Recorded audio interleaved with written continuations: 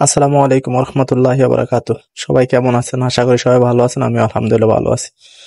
তো কালকে ডিউটি শেষ করে যাওয়ার পথে তো আমাদের একজন দেশের ভাই দেখলাম এগুলা পরিচালনা করতেছে, যে এগুলা দায়িত্ব আছে, মসজিদ পরিষ্কার করে প্লাস এই খেজুর গাছ যত কিছু আছে সব পরিষ্কার করে। তো ওনারে বললাম, ভাই খেজুর তো পাকছে, খাওয়া যাবে কিনা? উনি বলতেছে সমস্যা নাই, আসেন খাইয়া যান। অনেক খেজুর তো নিচে পইরা যায়, অনেক খেজুর আমরা ফালাই দিই, সবাই তো খায়। তো ভিতরে গেলাম, যাইয়া সেটা দেখলাম সত্যি খেজুর পাইকা রয়েছে। যেহেতু এটা মোবাইলের স্ক্রিনে এই কারণে ছোট দেখা যায়, কিন্তু বাস্তবে সরাসরি খুবই বড়। মাশাল্লাহ, আলহামদুলিল্লাহ। নিজের হাতে পাকনা খেজুর পাইরা খাইলাম আমি আর আমার সাথের জন। দেখেন দুইজনে মিললা খুব পাকনা গাছ, পাকনা খুবই ভালো লাগলো।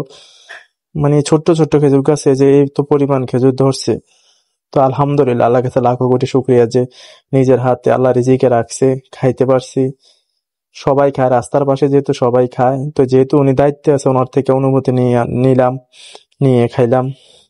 তো এখানে অনেক রকমের খেজুর আছে, 3-4 রকমের খেজুর আছে, যেটা ভালো লাগলো ওইটাই খাইলাম। সবচেয়ে বেশি মিষ্টি হইলো প্রথমটা, এটাও অনেক মিষ্টি। তো দেখেন আলহামদুলিল্লাহ যে আমার এই সৌদি আরবে প্রত্যেকটা গাছে, মসজিদে পাশে খেজুর গাছ থাকে। এবং সৌদিরা সবসময় বাড়ির পাশে পাশে সবসময় খেজুর গাছ থাকে। কারণ কারণ হলো যে ওদের এটা একটা, কি বলবো, ইসলামের দৃষ্টিতে যদি দেখেন তাইলে খুবই একটা ভালো একটা জিনিস। তো এই হইলো, ওনার থেকে পারমিশন নিলাম, নিয়ে খাইলাম। দেখেন কিছু কিছু খেজুর এখনো কাঁচা রয়েছে, আবার কিছু কিছু খেজুর পাকার কালার আসছে।